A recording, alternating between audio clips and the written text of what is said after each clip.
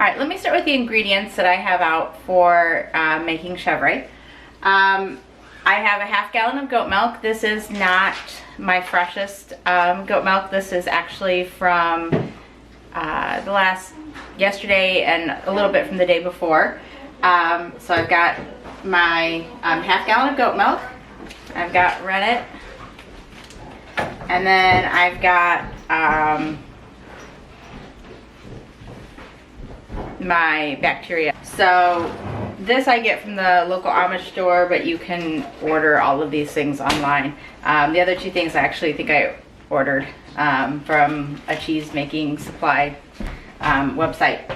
So what I do first is I've got 5 tablespoons of cold water, and I'm going to dissolve just 1 drop of my rennet into that and let that sit.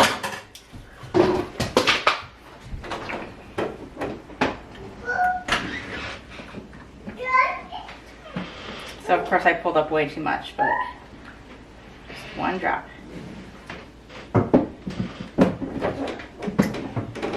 And I just keep this in the bag in my fridge. All of these things are, all these 3 things are refrigerated.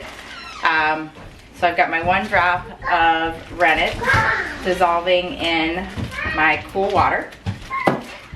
And then I'm going to have to first heat my goat milk to, I think it's about 72, 75 degrees.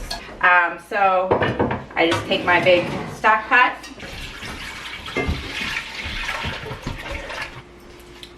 All right, after I put my half gallon of milk into my stock pot, I my husband has this for brewing beer, but it is will tell me my temperature. And I guess I just need to look down a little. So it's actually in the milk.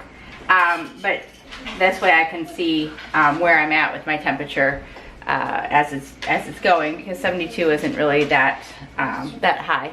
So I will move this over to the stove and go from there.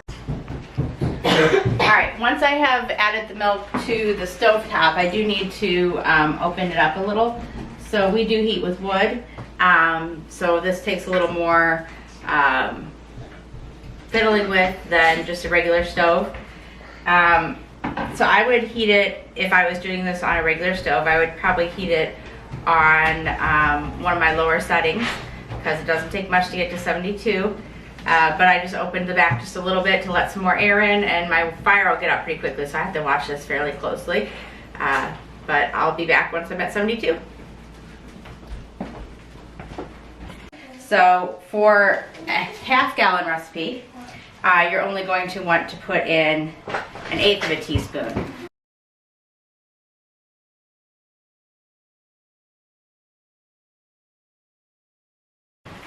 And then I have my water for with my 1 drop of rennet, and it was 5 tablespoons to 1 drop. I actually only need 1 tablespoon if I was doing a half gallon. 2 minutes roughly. I just need to stir the rennet and the bacteria culture. So this is kind of all there is to it. At this point, I need to let the bacteria do the work.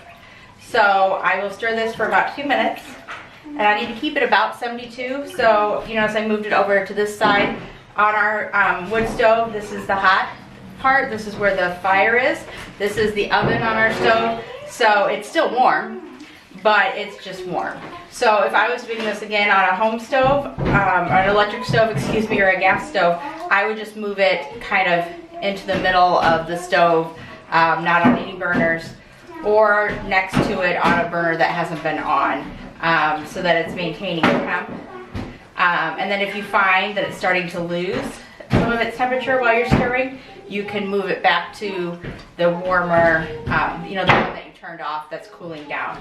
But this, I know from experience, is going to keep me right about 72. And if I felt like, hey, it's not as warm over here as I would like, I can simply move it back. So like as I move back toward the fire, my heat is going to obviously increase. So You know, there are many struggles with the wood stove and keeping things warm, but there are also a lot of kind of, as you learn what you're doing, tricks that allow it to be a little bit easier to use. So after I've stirred this for about 2 minutes, I'm simply going to put a lid on it, and I'm going to put it over in a in just kind of a warm place in the house. So I'll probably just put it on the countertop and I let it sit. It needs to now sit for 18 as much as maybe 24 hours. So it'll be about mid-morning tomorrow that I'll start checking it and seeing if the curds are starting to separate from my wood. So that is first steps of making Chevre.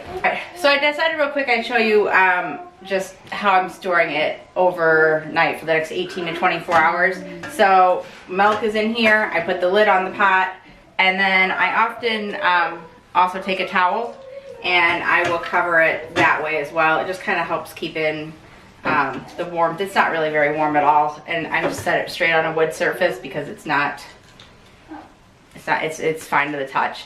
So it will sit here for the next 18 to 24 hours, and then I will come back and look for separation of curds and whey. Alright, so it's been about 18 to 20 hours since I put the cheese or the goat milk aside to start letting the bacteria get to work. So I will show you what we've got here. And you can see the whey on top. See, all right, see the whey on top. And there was some, there are the curds. There was a little bit of residue in the pot, so I have a couple black spots. Hey, buddy. So I'm going to kind of cut up the curds. And it's kind of like fingernails on a chalkboard. Sorry about that on the video. And then I will show you the next step. I made smaller curds. Move this over so I don't knock the chives that are drying. And I just scoop it up. So we've got a nice big scoop full of curds and whey. And I'm going to put it over here on, let me back up a little, in this bowl here, and I probably should give a little bit of insight. So this is just a plastic bowl, and I've got a colander that is just a little above. And basically what I'm doing is I'm draining the whey from the curds. And move it a little closer.